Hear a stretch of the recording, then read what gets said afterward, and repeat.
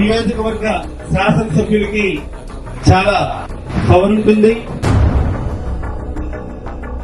ఈ జన్మలో కాకపోయినా సరే పూర్వ జన్మలోనైనా సరే భగవంతుణ్ణి సంపదన చేసుకుని ఉంటేనే అటువంటి శక్తి వారికి కలుగుతుందని తెలియజేసింది శ్రీమద్ భగవద్గీత.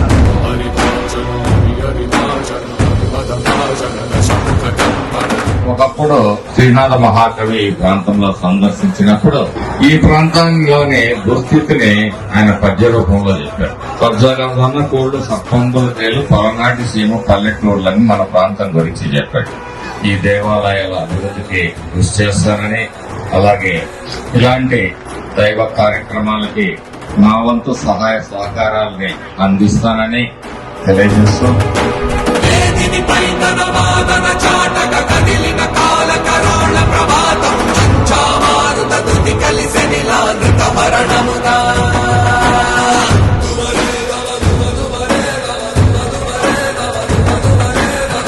గురువుగారు వారు ఏదైతే చెప్పారో చూసే తప్పకుండా చేసే బాధ్యతను స్వీకరిస్తానని చెప్పి ఈ సభాముఖంగా ఇంతమంది గురువుల మధ్య చెప్తాను.